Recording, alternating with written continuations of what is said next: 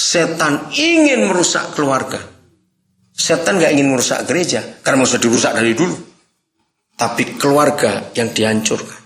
Karena struktur ini. Hari ini kita akan belajar, saudara. Kita lihat sekarang Matius pasal 18. Gereja itu adalah keluarga. Nah, gereja di Tiongkok memakai ayat ini. Ini bagian yang terakhir, ayat 19. Nah, gereja di Tiongkok sangat percaya. Maka itu buat gereja di Tiongkok bukan gedungnya, bukan siapa pendetanya, bukan berapa orang yang kumpul, jumlahnya nggak penting, asal ini. Dan lagi aku berkata kepadamu, jika berapa orang? 2 orang daripadamu di dunia ini sepakat meminta apapun juga, permintaan mereka itu akan dikabulkan oleh Bapakku yang di surga. Saudara, saya belum pernah lagi menemukan ada janji Papa di seluruh Alkitab sehebat ayat ini. Di mana hebatnya? Lihat. Inilah satu-satunya ayat yang menjanjikan minta apapun juga, maka permintaanmu akan dikabulkan oleh Bapakku yang di surga. As touching anything, maaf. Again I say unto you that if 2 of you shall agree on earth, as touching anything that they shall ask, anything that they shall ask, minta apapun juga, it shall be done for them of my Father which is in heaven. Saya tanya begini, kira-kira saudara percaya enggak bahwa ini firman Tuhan? Pertanyaan kedua, kalau saudara percaya, mungkinkah kita diberi privilege, diberi kesempatan, hak untuk minta apa saja? Tunggu dulu. Betul?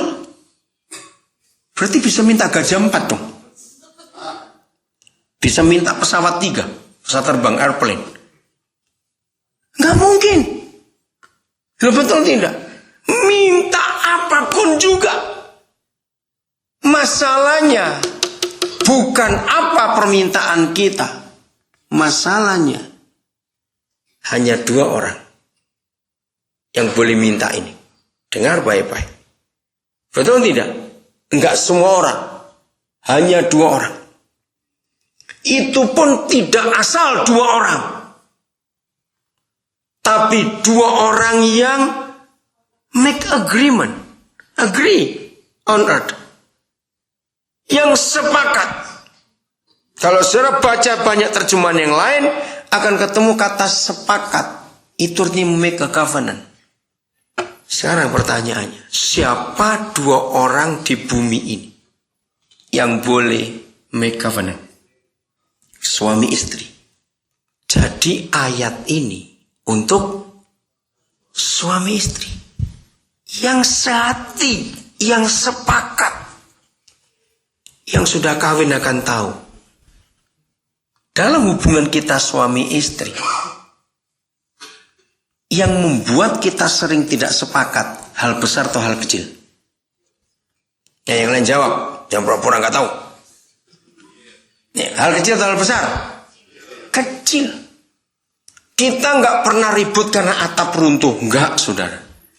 Kita nggak pernah ribut karena dinding jebol, betul? Kita ribut cuma gara-gara naruh sandal, matikan lampu, kancing baju. Hal-hal kecil yang kita buat ribut, betul? Nah, kesepakatan ini yang dimusuhi oleh iblis. Ayo kita lihat pelan-pelan. Saudara bisa bayangkan kalau firman ini terjadi. Minta doa apapun juga bagi kamu suami istri yang sepakat. Papa akan mengabulkan. Artinya, setan sudah kalah ketika ada suami istri yang selalu sehati. Amin. Saya ulangi lagi. Menurut ayat ini, setan kalah Bukan karena gereja berdoa, bukan karena puasa, tapi karena suami istri, husband and wife yang make agreement setiap hari. Nah, ini kurang ajarnya setan. Sebelum mereka dikalahkan oleh suami istri yang selalu sepakat, maka setan kalahkan balik kita. Membuat kita apa? Tidak sepakat. Saudara, maka itu penting sekali kita memperhatikan ini. Saya mau tunjukkan rahasia ini kepada saudara. Saya bersyukur kepada Bapa di surga. Dengar ya. Kalau ada orang tua, ada suami istri, ada papa mama yang saudara kenal, saya ambil contoh orang lain. Anak-anaknya nggak bisa respect their parent. Nggak bisa respect orang tuanya sama sekali. Makin dibentak anak-anak itu oleh orang tua ini, makin apa? Respect tidak? Enggak. Makin berontak. Hari ini saya beritahu kepada saudara. Hanya ada satu penyebab kapan dan mengapa anak-anak nggak bisa respect papa mamanya. Sehingga papa mama ngomong nggak pada didengar. Dengar saudara. Gara-gara ayat ini saya belajar.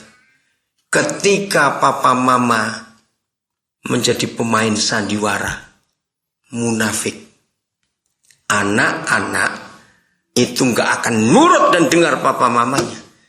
Kalau papa mama di dalam rumah dan di luar rumah itu beda, pakai topeng. Ngerti maksud saya? Kalau anak-anak melihat papa mama di rumah rajin maki-maki, bentak-bentak, tapi begitu keluar rumah, gandengan, senyum kiri, senyum kanan. Anak-anak nek. Lihat pemain sinetron kurang ajar ini, saudara. Catat itu baik-baik. Mengapa ada anak-anak hamba Tuhan nggak respect pada papa mama yang hamba Tuhan? Pasti hamba Tuhan ini pemain sandiwara.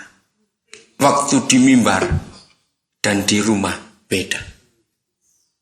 Papa mama rendahkan hati. Itu buat anak nggak hormat kepada kita. Di situ anak-anak kuliah di fakultas munafik. Dosennya 2 orang munafik itu, papa mamanya sendiri. Catat itu baik-baik. Sungguh saudara, coba renungkan. Maka itu kalau ada papa mama dikurang ajari anak, diam dulu, periksa hidup berdua. Jawabannya pasti kita munafik. Ternyata kesepakatan papa mama di rumah dan di luar rumah itu membuat anak-anak kita jadi orang-orang hebat. Saudara. Renungkan ini. Luar biasa kesepakatan kita ini, sungguh luar biasa. Saya cuma memberi kesaksian. Kebetulan Pak Iwan ada di sini karena dia yang jadi saksi. Beberapa waktu yang lalu, kami 3 keluarga, saya suami istri, Pak Iwan, 1 keluarga, lalu 1 keluarga lagi. Kami cruise dari Australia kami ke New Zealand. Sampai di 1 kota, terus para istri itu janjian. Udah, sekarang istri dengan suami pisah. Suami dengan suami jalan sendiri, lalu istri dengan istri. Ya, anak-anak ikut istri, apa ikut, udah. Kami jalan. Janjian, jam sekian ketemu di tempat ini. Gitu. Ya udah, jadi laki-laki sendiri, istri sendiri. Kami jalan. Tiba-tiba saya lihat sesuatu. Saya tahu istri saya suka itu. Terus saya beli. Nah akhirnya mencar semua sudah. Nggak tahu yang lain kemana. Saya pulang duluan. Nah ternyata istri saya sudah sampai duluan juga. Tapi dia lagi ke toilet. Ada 1 istri di situ. Saling cerita beli apa begitu. Saya bilang ini saya beli untuk Cik Louis. Loh tadi Cik Louis beli itu juga katanya untuk Koden. Yang benar, nggak mungkin dong sama. Mungkin kita nggak janjian. Benar sama. Nanti coba nanti kalau sudah datang itu. Masa? Saudara, begitu sih saya masuk lagi. Ternyata betul kami 2 beli barang yang sama. Padahal nggak janjian. Itu sering terjadi. Suatu kali kami di Denpasar. Kami ada di daerah Sukawati. Ada pasar di situ.